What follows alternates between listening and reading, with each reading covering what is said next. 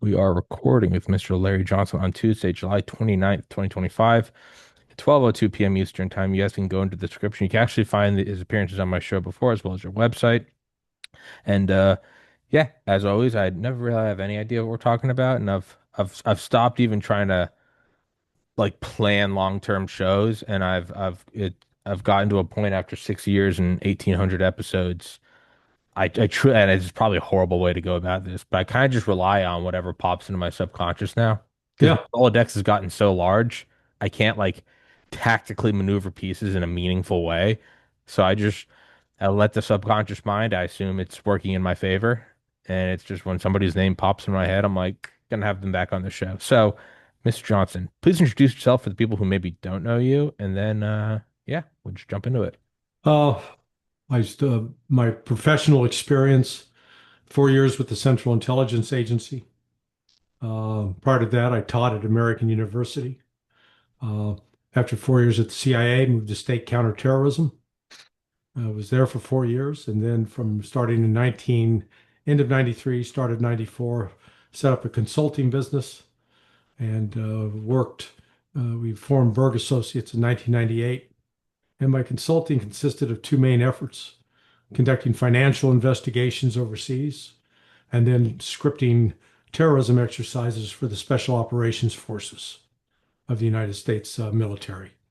So quite a, uh, I'm one of those who has a broad experience in a variety of areas as far as, like most people who do government service, whether FBI or CIA, they stay in one sort of cone. They don't branch out. They don't have the experience working as I did with state.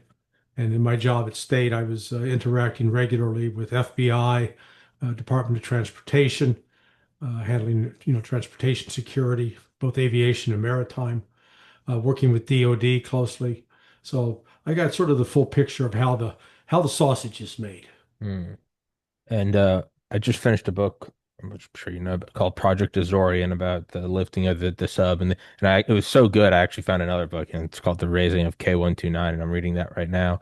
But it's kind of fascinating. So to read that, high tech CIA picking up a sub, and also to read, I think it's The Black Chamber. It's a book by whoever wrote James Bamford, I think, and it's about like the World War I domestic surveillance and wiretap. It was telegram tapping, Yeah, yeah, and on the face, they're so wildly different.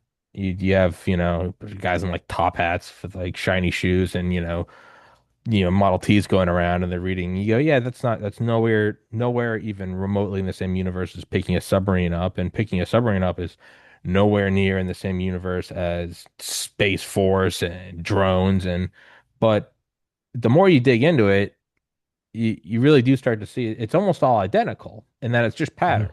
It's need to know, it's cover stories, it's guys who just truly are just give it their all. They believe in the mission.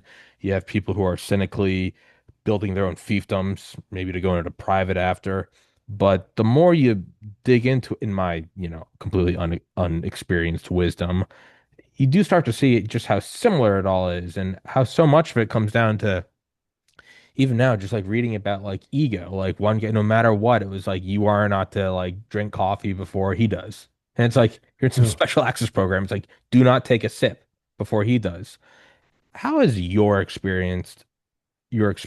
does that jive with what I'm saying? Am I completely off Well, the mark?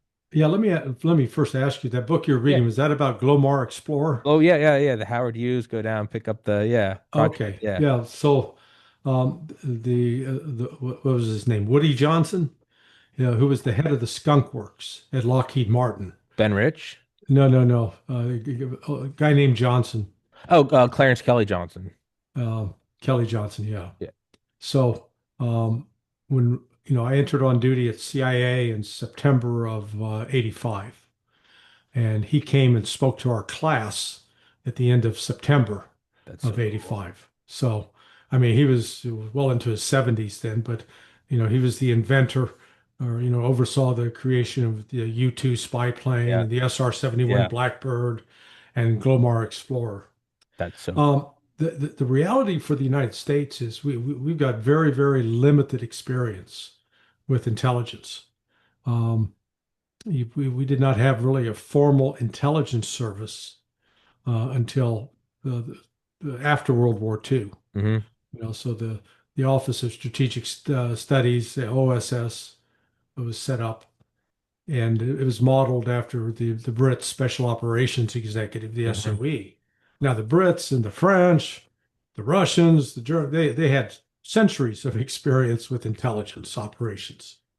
United States, not so much. In fact, that period in World War I that you're referencing, that was really, that was marked the creation of the FBI.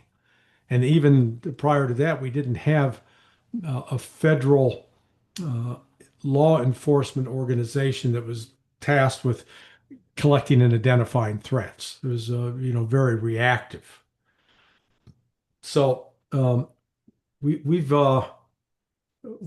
developed an intelligence capability that's really very much dependent upon what other countries have done.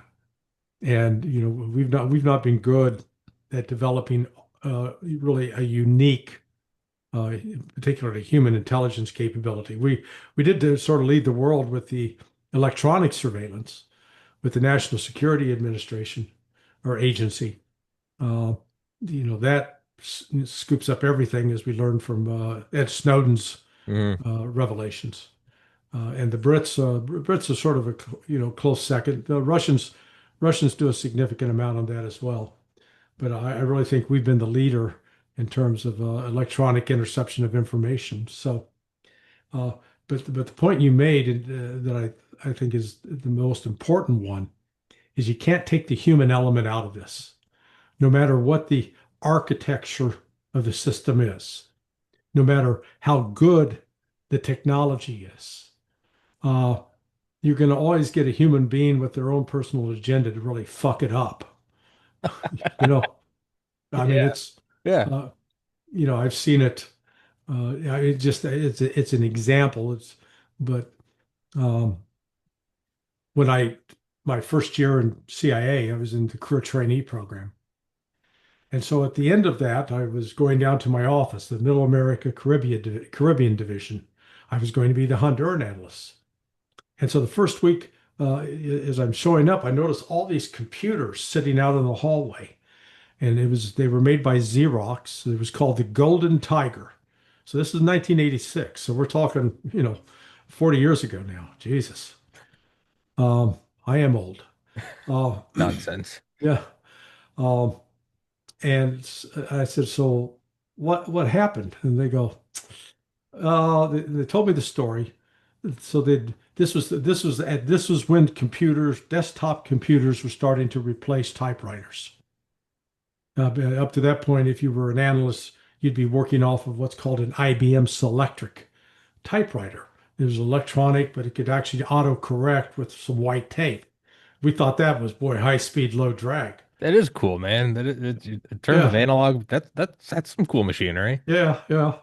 So turns out that a person that had bought all these golden tigers and had them installed in the office, when they first installed them, nobody thought through that what happens when we turn on all these computers at the same time.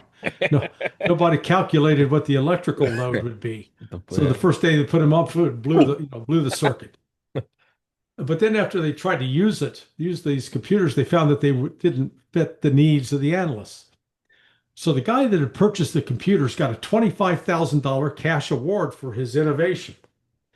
Then they tasked somebody else to get rid of them and buy other computers that were more user friendly, and that guy got a 25,000 cash award. The point was, the first guy that bought the turkeys, he didn't get held accountable, didn't punished, nothing. He gets rewarded.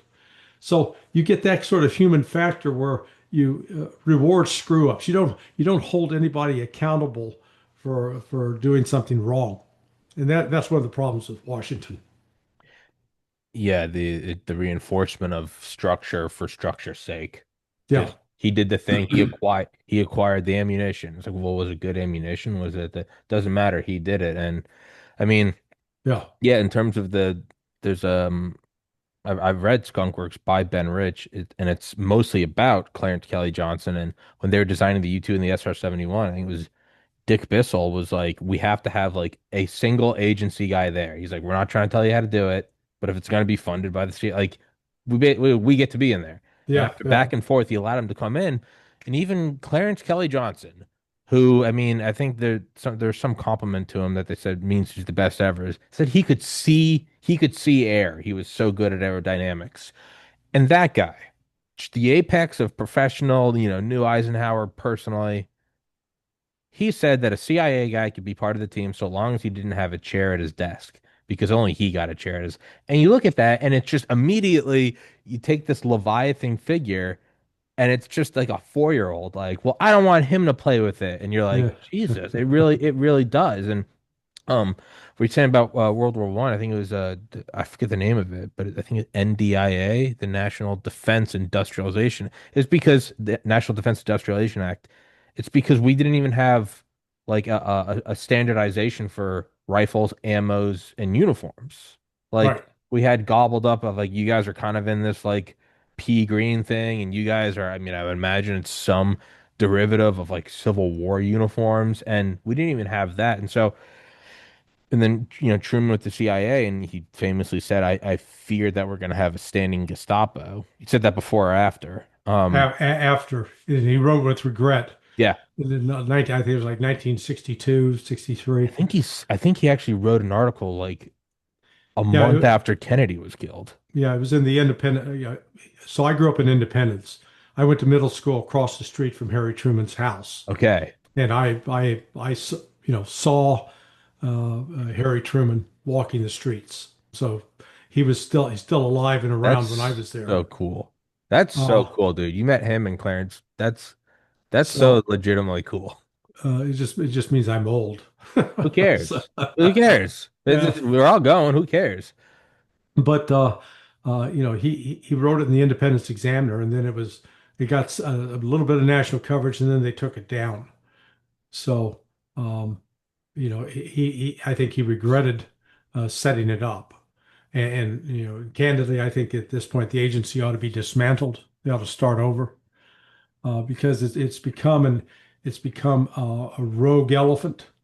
Its primary mission has become destabilizing other governments and lying.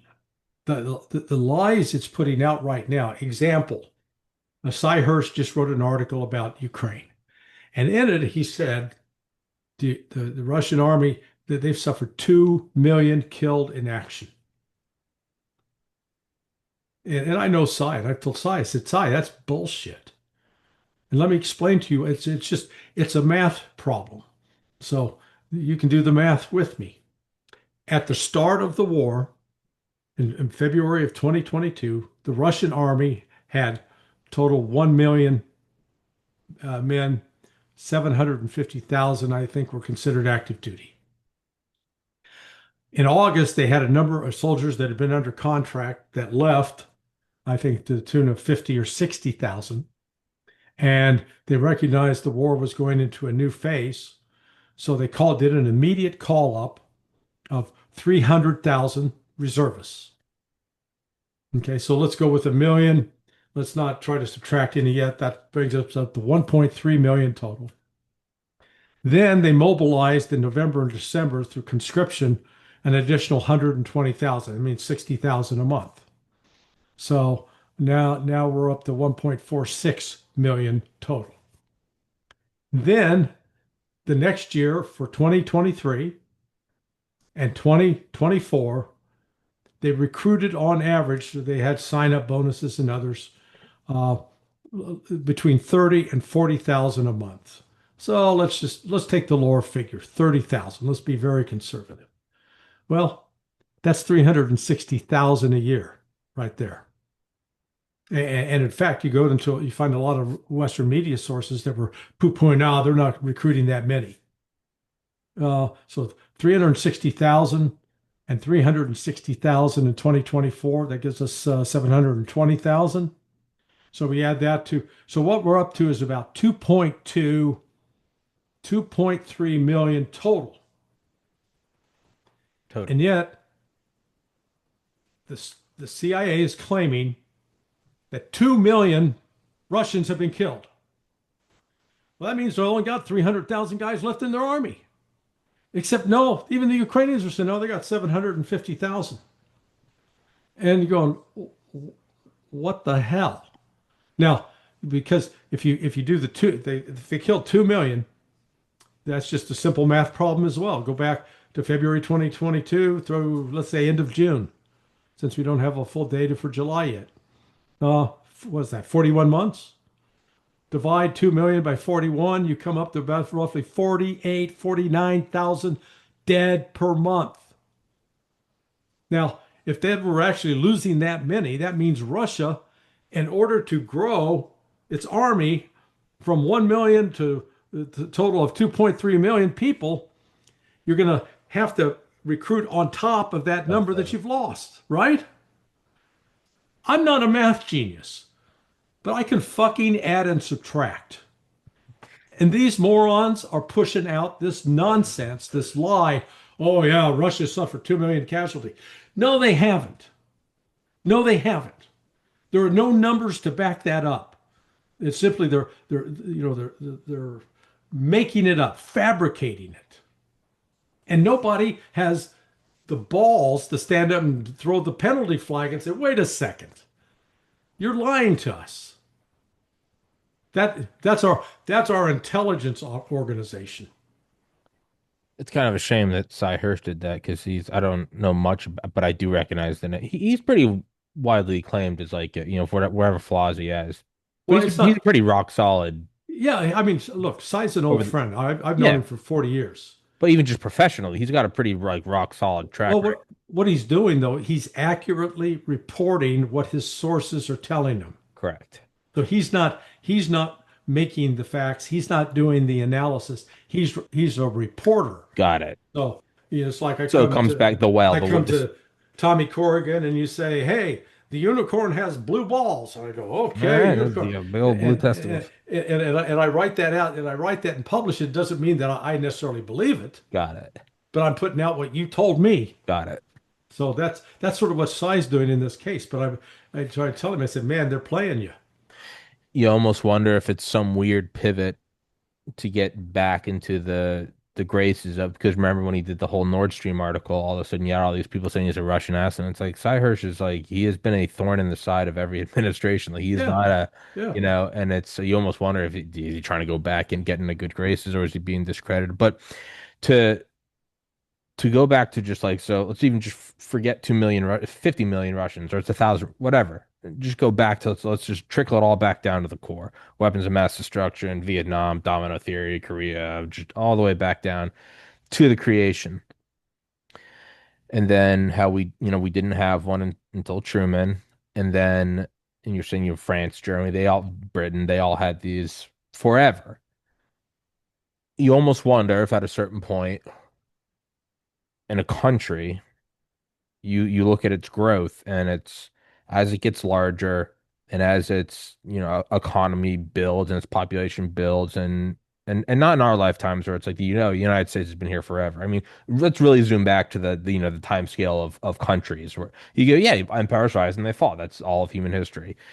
I wonder if you get to a certain point of, for lack of a better phrase, maturation or a certain size of muscle throwing things around to where, much like I was saying beforehand, I don't even centrally plan stuff anymore. I just let it come to my sub. yeah. That's fine on a podcast where the repercussions are really next to nothing. You'd But be what if, ideally suited for the CIA. yeah, I'm feeling this today. But if you get to a certain size where all of a sudden you are the United States and you kind of came onto the scene World War One, but really World War Two, Lend-Lease, War Powers Act, and then we're buffered by oceans.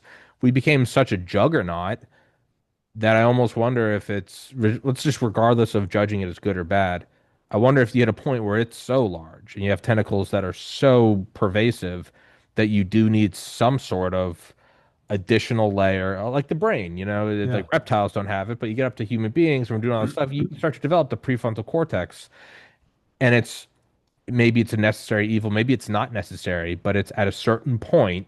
When you grow up, you get in a certain point where all of a sudden you're not the innocent baby anymore. All of a sudden, no, you did get caught drinking. You lied to mom. All of a sudden, it's like, yeah, no, you did, yeah, or you got, dumped, or you were an asshole, or you whatever. Your parents found you smoking pot. You're no longer innocent. And it doesn't necessarily mean it's bad because we all go through it. But I guess at a certain point in a country's size, is the development of an intelligence apparatus inevitable? And it can go one of several ways. And right now, it seems like it's going in the less than ideal way. But I wonder if it's almost unavoidable. Well, what is it that you want from an intelligence organization? Let's start with that. Well, right, originally it was, sorry to interrupt. Originally, it was just unbiased. You give it to the president. We're not going to do anything about it. We're not going to enforce anything. But Mr. President, this is for you. No bullshit. Well, yeah, we want to know, one of the priorities I would think would we want to look at countries that are what I'd call potential adversaries and to know what they're really thinking, what they're really up to. Um, and actually, I thought that, and so the traditional way of having a clandestine agent uh, tell you what's really going on the inside, that's the ideal. But I think we'd actually be better off if we set up a system where, let's say, Russia and the United States agreed that they would select an intelligence officer who would then be able to sit in on the meetings, all the meetings that Putin had and all the meetings that Trump has, so that the other side would know exactly what the other country is up to. That way, we wouldn't have to believe certain things that were actually mistaken, because a lot of what drove our intelligence priorities in the 1950s and 1960s were lies based upon the perception of the Soviet Union as this threat for global communism. And ICBMs like sausages. yeah, and there's the I'm looking for my book, the Verona documents, Verona papers. There was a book that came out in the 80s purporting to show that, oh man, here's all these intercepts out of Russian KGB files that shows the massive how they had this global conspiracy and it penetrated everything and we're on to control the world. Well, the guy that provided these documents claims, he brought out this, thousands of documents supposedly, except he didn't bring the actual documents. What he did was while at work at KGB headquarters, he was transcribing all of the documents and then walking them out the building. I'm thinking, who's got that kind of job where you can sit and copy all these top secret documents and then take it out of the building and bury it and then it comes up and the guy who put the book together also didn't speak Russian. There's another one involved with it. Oh, So yeah, I'm going, gee, does this smack like a propaganda operation designed to paint a yeah. particular picture? We find, you know, we wonder why the Soviets were so, quote, paranoid at the end of World War II, why they just, quote, didn't trust us. Well, the first reason was we started providing safe haven to all these SS officers. Mhm. Um, the Butcher of Lyon, Klaus Barbie was one, as an Yeah. example. Well, here are the Russians who just lost 27 million people. They, yeah. Yeah, they had lost. So basically, that worked out to about one in every 16, let's see, 16 out of 100 people in Russia died in that war. Whereas in the United States, fewer than one out of 100 died. For everybody listening, the United States had 425,000 fatalities in World War II. Yeah, and of that, about 130,000 were actually accidents, guys that died in hospitals from illness Sure. like malaria. They weren't, the actual combat casualties were 110,000 in the Pacific and like 179,000 in Europe and North Africa. Now, I'm not trying to minimize that, Absolutely not. But just in relation, you're looking but at a it's nothing. 50 or 60 X difference. Yeah, it's nothing. And in fact, I argue that's why we are so keen on getting involved with all these foreign wars because We've We never have paid a price. we haven't I been mean, punched in the face. is there anybody in your family that's fought and died in a war, a U.S. war? My grandmother's uncle died in World War I. My grandfather's brothers were in World War II. He couldn't go because asthma.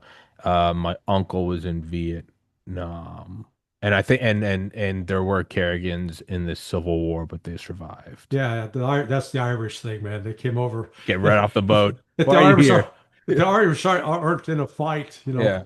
I'm actually in Portland, which is where the Carrigans came, 200 years ago. Yeah, they came right out. They probably drunk and just gave him a rifle. They didn't even care if there was a war. Portland, Maine. Yes, sir. Oh, okay.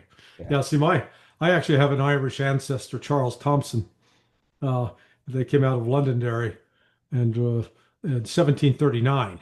Well, I'm And Thomas Patrick Carrigan, and my brother's Charles. So yeah, yeah, so yeah, no, I know the Irish thing, yeah, yeah. but the point But was, the 27 million to yeah. the So 290.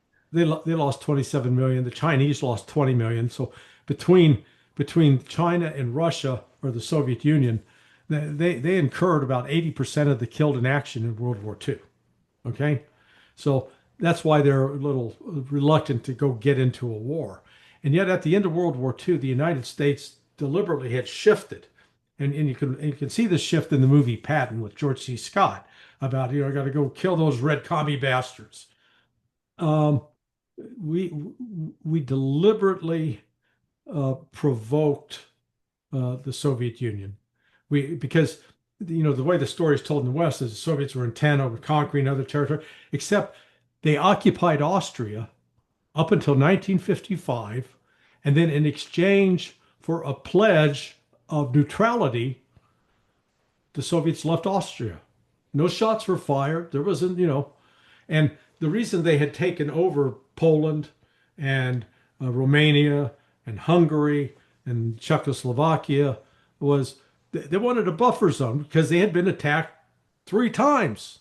They'd been attacked in World War II. They'd been attacked in World War I. They'd been attacked in 1812. Well, they'd been attacked in the Crimea War. So, multiple invasions from the West. So, yeah, they wanted to build up a buffer zone. But we turned that into this, oh man, these communists are intent on global domination. And we use that then to justify a dramatic expansion in the military industrial complex and to make spending on the CIA a priority. And then as a result of that, starting under Eisenhower, the number of countries where we were intervening to overthrow and change governments it turned up dramatically, and it got worse under Kennedy, and it continued under Johnson, under Nixon. So, in 53, you get the overthrow of Mossadegh, the elected leader of Iran. Hmm. 54, you get the overthrow of Jacobo Arbenz in Guatemala. So you roll through the years, and then the double game that is played with the CIA here. Uh, the classic example is Iran and Iraq. So, today we're propagandized with, oh, Iran's the number one sponsor of terrorism in the They are world. 11 seconds away from a 100 gigaton warhead. Yeah, yeah. And that's all. I mean, it's pure And bullshit. they would have used it, man. They would have used it by now. Sorry, keep going. So, in 1979, the Iranian students run over the U.S. embassy, take a bunch of our people hostage, and take everybody get their hands on hostage, held them for more than a year. And during that time, uh, we're talking to Iraq. We helped put Saddam Hussein in power in Iraq. And basically, we convinced the Iraqis, you know what? It'd be a good idea to go attack Iran. Let's start a war, and we'll supply you with the chemicals so you can make chemical weapons, which we did.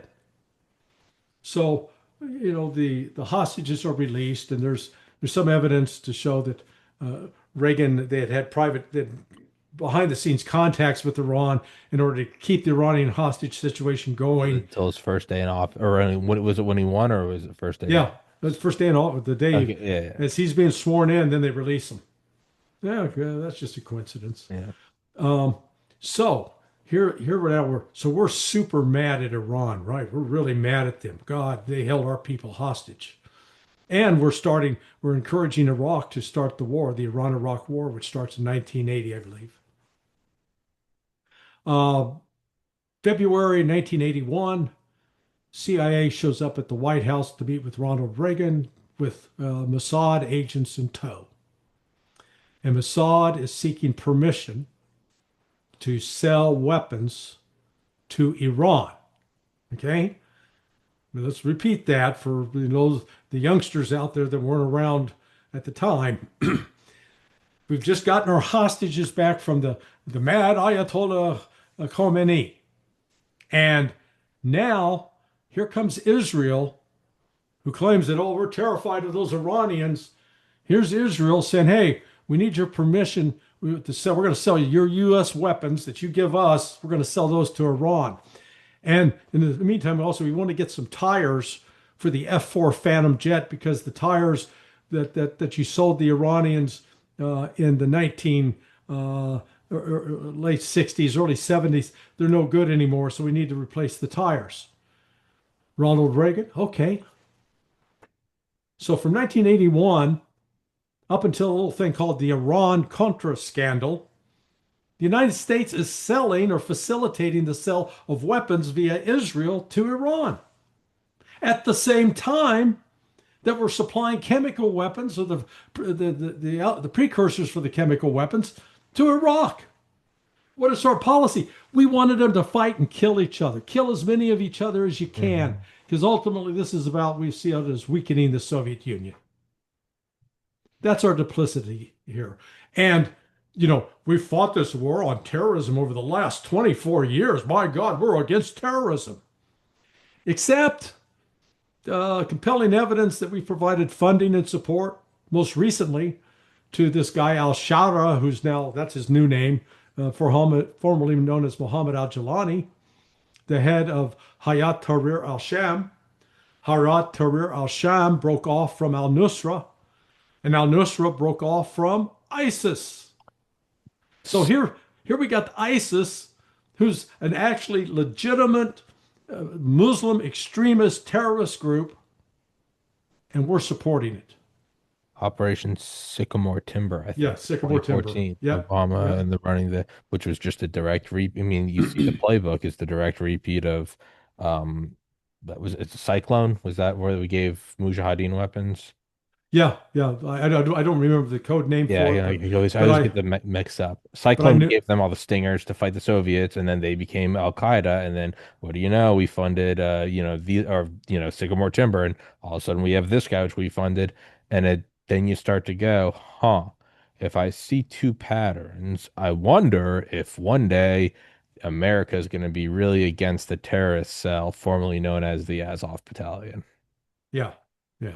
If I were to just throw a Well, guess. and notice that in between our support for the Muslim extremists in Afghanistan in 1980s, that we followed that up in the late 1990s by supporting the Chechen War, the Second Chechen War in Russia, again to destabilize the Soviet Union.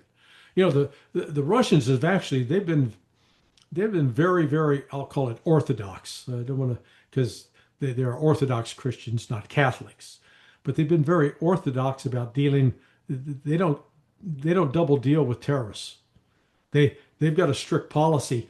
We're not going to fund or facilitate Islamic extremism in any way, shape, form, fashion, whatever, however you want to call it. They're very strict on that. We're not, man. We're morally flexible. We'll support terrorism. Then we claim that we're fighting terrorism. And then we use that war against terrorism in order to justify expanding the defense budget. Now we're going to $1 trillion. Oh, but now we're no longer fighting terrorism. We're fighting the Russians and the Chinese and the Iranians.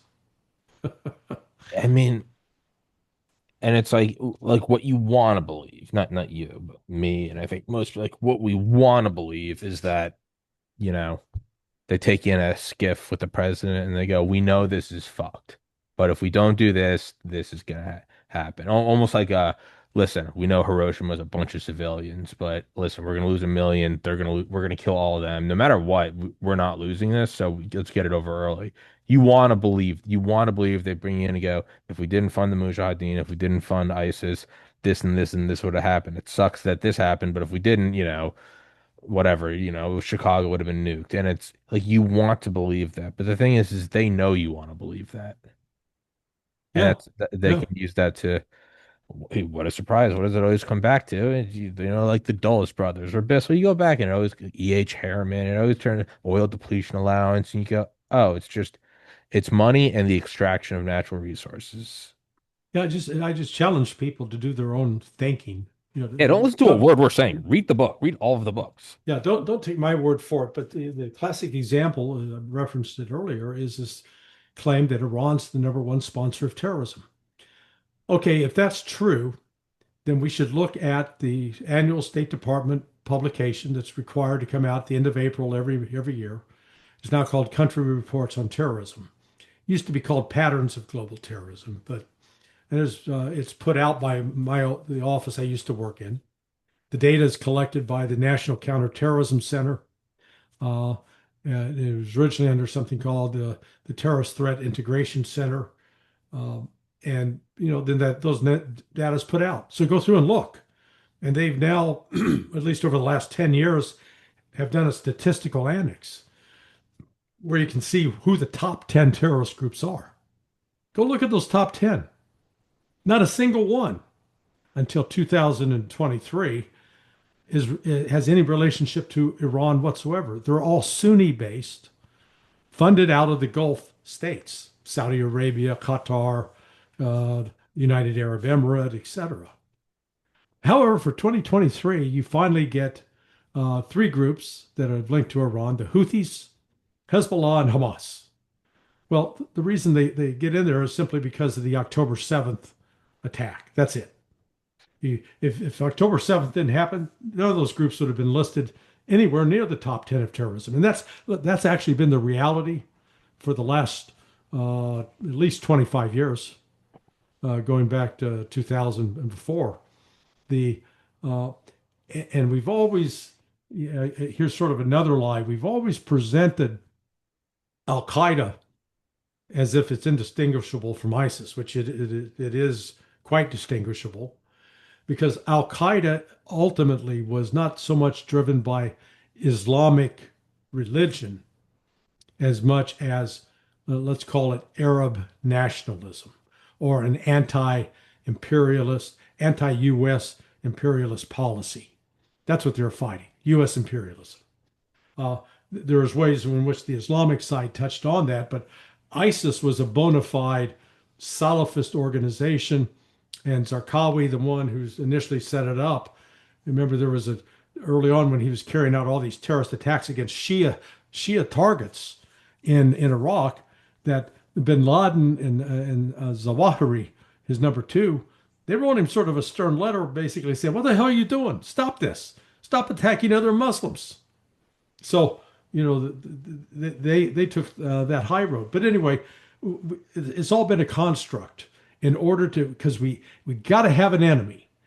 If we got that enemy out there, by God, we can tell you. But that's why we need to spend $1 trillion. That's why we're going to take a bunch of your money, Mr. Carrigan, and we're going to devote it to helping keep you safe. Trust us. Yeah. It's and then I guess to go even like further through the looking glass, and I try to do this sometimes, just completely detach myself, not in the way that like I'm detached from World War II, but I did remember meeting my great uncles who fought, so there's still some like Yeah, you yeah, saw Truman.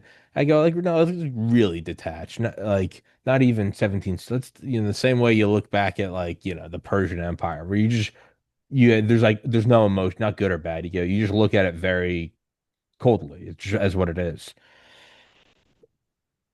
When I do that, it does kind of seem like someone's gonna run the table. And if it's not us, it's someone else. And let me be very clear, that is not like an endorsement of it. It yeah, yeah. just seems like peace is a noble idea. I just I don't see a world that someone isn't running it. I'd like for it to be a mutual thing, but it seems like there isn't a world where somebody isn't running the table. And again, that's not like, and so therefore America. No, man, a lot of bad stuff happens. I don't think anyone should do it. I think that someone will do it. And that seems to be the most, forget international law or conventions. That seems to be the primal, that genetic code that goes back to the dinosaurs. Is just like someone is going to be top dog, and it doesn't matter if you agree with it. And it's kind of it's kind of sad. It's like then you almost want to, it's like if someone's going to run the table, is the quote unquote best world for the most number of people just on raw numbers and percentages? Is it a monopolar or a unipolar world? Is it a bipolar world, or is it a monopolar world? And I know I'm asking you the $100 quintillion Yeah, question, yeah. but like, is it Well, if you had to choose one of those three? it is the United States is operating as if it is a unipolar world. Uh, I like the phrase nodal more than polar. Poles, poles basically a geometric Yeah. shape, one end, other end. Nodes are more, you know, Yeah. dynamic and what you're living through, and you're going to see as you extend your life and get old like me, is the emergence of a new multinodal world. Um, when you go back, again, the propaganda we're fed in the West about Russia and China is to portray them as these two uh, imperialist powers that are bent on conquering the world. Just read the history of China. Show me one country where they've gone out and invaded and conquered it and then subjected it and made it a colonial slave. Not one. Mm. And we're talking 3,000, 4,000 years. They fought inside their own boundaries, but they've stayed at home. They did have some ships that sailed around the world, but they let their whole navy fall into disrepair. Same with Russia. Russia's not been a rampaging international. Russia doesn't have 700 and plus military bases scattered around the world. Nor does China. That's us. That's the United States. Um, China and Russia, who's invaded Iraq twice in the last 30 years? That'd be us. Afghanistan, Syria, Libya, Somalia, Serbia, Panama. I mean, we keep racking up the hits. And yet, in this classic projection, we always blame these other countries. So what's taking place right now is, Sorry, I was just looking it up to make sure it is sycamore timber. Sorry, keep yeah, going. no, no, no, that's Sorry. it was sycamore timber. Yeah, You're yeah, you're correct. What's happening right now is that Russia and China, because of the sanctions that the United States imposed upon Russia after the start of the special military operation, again, something that we provoked. And Scott Horton got the book back here. He's written the book on that whole issue, laying out the actual evidence for how we provoked the Russians into this military action. Um, they've come to the realization that the West cannot be trusted and that their economic fortune should not be dependent upon the West. And so what you have right now, the BRICS prior to 2022 was like it's an idea, something we'd like to do, but they hadn't really put together concrete steps and infrastructure to make it real. They've done that now in the last 3 years. So here you have BRICS, which represents 55% of the world's population. And just in those 20 countries, 45% of the world's GDP is measured by purchasing power parity. So all of a sudden now it is a genuine competitor with the West, and they are developing their own way of payments where they're not dependent on the U.S. dollar. Because we saw it just yesterday with Trump. You do this, or I'm going to levy tariffs on you. Okay, go ahead. It's like he's threatening Russia with sanctions. In 2021, the United States had about a $30 billion trade deficit with Russia. That means we were buying more from Russia than they were than we were selling to Russia. Um, so we imposed sanctions, and the trade, it used to be like close to $75 billion a year. It just by 2024 collapsed only $3 billion in trade. And a lot of that is fertilizer, precious metals, uranium, but it's only $3 billion. And so, you know, what happened to Russia? Did its economy collapse? No, actually, its economy grew. Yeah. It's now the fourth largest in the world in terms of purchasing power parity. And, so the United States has cut it off, and Russia finally came to the realization we don't need these guys. We thought we needed to have this relationship, this economic relationship with the United States. We wanted to be part. We don't need them. You know, the United States was like that friend you have where he always makes you buy him dinner and then yells at you about the kind of clothes you're wearing, the kind of car you're driving. After a while, you go, Why am I hanging out? At yeah, some point, he had an. At some point, yeah, he offered something. yes, Whatever. yes, He had the fake IDs, and you guys go to the. But it's been years since that, and you're like, yeah, why am I hanging out with you? yeah, exactly right, man. That's it. It's and it, which I imagine is like if you just were to like zoom out and look at just these things, kind of. I don't know. I would just get this imagery of like pool balls bouncing around, but it takes centuries instead of our lives, just watching nations rise and fall. And yeah, I mean, it's not a new thing that a nation gets insanely huge, reaches an apex, becomes overextended, and then domestically the quality of life descends and or uh completely gets saturated with debauchery Yeah, and hedonism and not no no I get everybody had sex and drink. I get that. But it does. we're talking perversion on a grand scale Talking here, about we're talking about pedophilia. guys in thongs with fake tits dancing in front of 4-year-olds and the parents cheering it on. Yeah, yeah, yeah, It and I don't and I should know more. I don't know enough about Rome. I really should, but I do believe there are a few examples of something rising, starting to fall, and then they kind of have that sobriety moment where they go, "I got to go to AA," and they yeah. extend their lives another couple hundred years. I think that's about the only route out is either complete dissension or you probably need some Trump or even crazier than Trump figure that's just like, we're pulling back. Like America's still going to be impenetrable, but we're fixing everything here. And I think we still could do that, but it does seem historically like there's two paths. It's Yeah. you're done, you die. What is the great quote? Egypt was built with the rye. Egypt was built with the whip and rye soup. Rome died in the baths. If you look at the transition, look at Russia today, then look at Russia 34 years ago Yeah, when the Soviet yeah. Union collapsed. Russia They've done descended. good.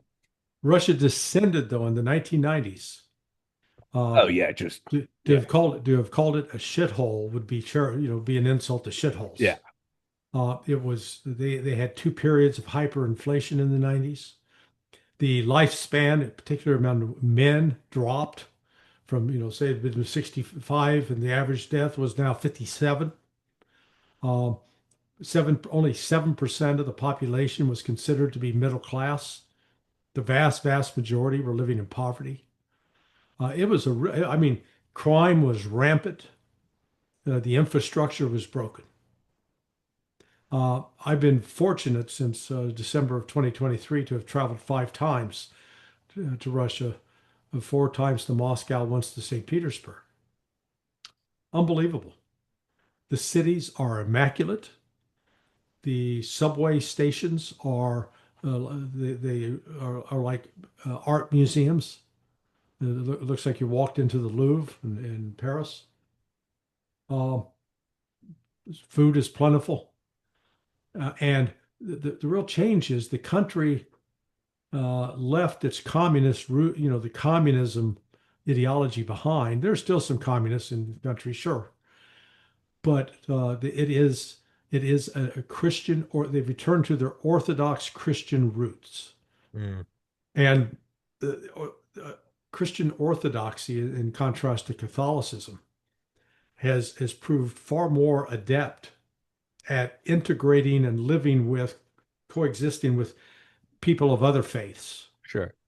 And uh, but what you've seen though is now 55% of the Russians are considered middle class, and that's just in that's in 26 years, from 1999 to now. So you've had a dramatic transformation of the society, but in the positive direction that you're talking about. And the only thing they're contending with now is the West is trying to destroy them. And one of the reasons the West wants to destroy them, I believe, is because of their Christian values. The Russians reject this globalist uh, Global homo. mentality. Yeah. And it's you can't even blame them. Oh Like no, who wants to live? You got a number of I've seen on YouTube. There's a Canadian family that came out that moved. They have 8 kids. They moved to Russia 18, 19 months ago. There are Americans, there are Australians that have traditional values. They don't believe that there's such a thing as 70 different genders. mm, They believe that there's male and female. They believe in biology.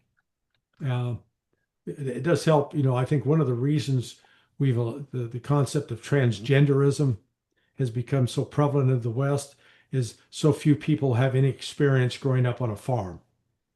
Because growing up on a farm, there are there are gender assignments. yeah, yeah, Nuclear family. Yeah. the pigs are born and they don't ask, well, do you want to identify as a boar or as a hog? you No, know, there no, is it's just Mother Nature can be, pretty rude and pretty crude, but you've never seen a transgender dog or a transgender chicken or I said that when you're in touch with biology and how animals reproduce and recognize that hell we're animals too, that this notion that you can pretend to be something that you're not, yeah, it's a psychological disorder, but don't confuse that with science. I would say nature's not rude or crude. It's just what it is. It is. Yeah. They're not like, hey, we're gonna be real assholes.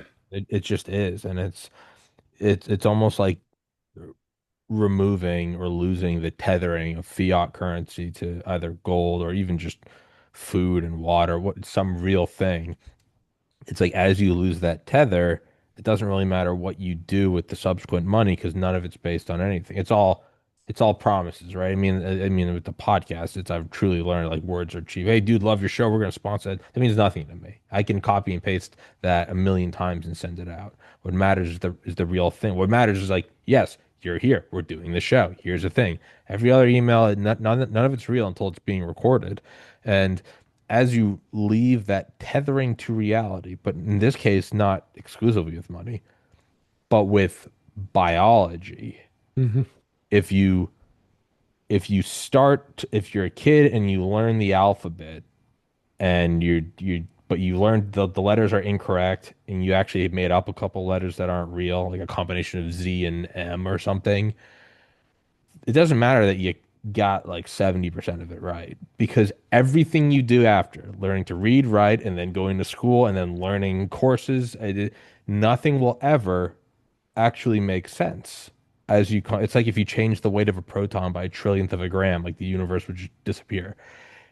If we don't have that tethering to like, and this isn't to say like you can't be gay. This isn't some like, deep South Bible thumping, like none of that. And I lived in Georgia for 20 years. This isn't any of that. But to get to a point where it's, oh, he's pregnant, or man, she just demolished that Olympic sprint. And then to go one step further and to be like, and actually we're going to start mutilating kids. It is, aside from being morally and ethically repugnant and wrong, regardless of that, let's just completely remove ourselves and pretend we're looking at this as aliens with no emotion and we're just examining it. Right, right. I would look at if we're just looking at this petri dish that's Earth, like the same way I took microbiology lab, like hungover and not caring. The same way you look at that, just go, that one's not reproducing. And when they start to reproduce, they do some weird thing where they start mutilating the offspring. You go, that one's fucked. You don't even care about are they good? Do they have a good constitution? What's their domestic industrial base? You go, that petri dish is toss it. That one's growing a lot. That one's growing a lot, a lot. At the most base level, the continuing on of subsequent generations. Yeah, If we can't do that because we're actively aborting or mutilating, I mean, it's well, I think we're coming up on ours, so we'll wrap it up with this is in what's his face? Dan Carlin's Hardcore History series is one about World War One, which is it's 6 parts, 4 hours each, better than any audiobook I've ever read. I highly recommend it to everybody. But he goes in and they're talking about just how brutal the trench warfare was and how every inch was paid for. If you've calculated, it really was like a body per half inch or something. And they're talking about all of that. And then you start talking about all these soldiers and like their journals and stuff. And they talk about their first kiss under a bridge or, going out in the canoe with their dad, or they remember the candles and sitting on grandpa's lap during Christmas and the pride in their chest when they heard their national anthem. And he's listing all these things about all these kind of idyllic, European towns in the 1800s and early 1900s and said the only reason this level of massacre is even possible is because these men had something in their heart and mind that they were fighting for, regardless of the wars. That's something right. they had something behind them. And then World War II happens again. At a certain point, are you looking around at this and seeing people applauding child abuse and then demonizing you for pointing it out? How many guys my age, 34-year-old white dudes in decent shape, very excellent cannon fodder, how many of them are going, I'm not fighting for that shit. Yeah, I yeah, would actually rather fight against that. yeah, You can't have something, if it's not worth fighting for, no one's gonna fight for it. And at that most basic level, it's like Russia has like clean. I've seen the pictures of the subways. They're beautiful. You go, and they don't allow the whole and compare that to New York City elementary. subways. And then you look at like elementary drag shows, and you go, maybe at one point they were an evil empire.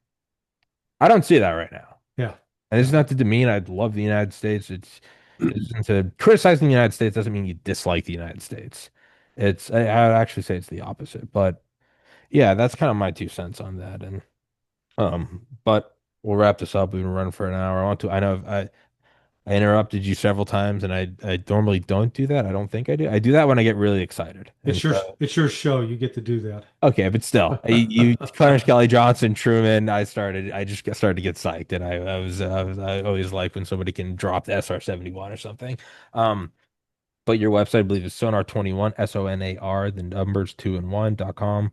That link is in the description. Every other link you've sent me is in the description. If you want more, just email No, me. that's I'll fine. copy paste. If they go to swordart21.com, Got everything. that's the portal for entry to the Beautiful. rest. That's the gateway drug to Larry Gateway Johnson. drug, exactly. That's the first doobie, and then you step into the hall of mirrors. Um, But dude, I always appreciate talking to you. I enjoy your insight and hey, don't be a stranger. I feel like I should have you on more. That was All fun. right. If I got the time, I'm happy to appear. All right, Enjoy doing brother. it. Enjoy the chat. You know, Yes, man. the hour flew by, didn't it? It did.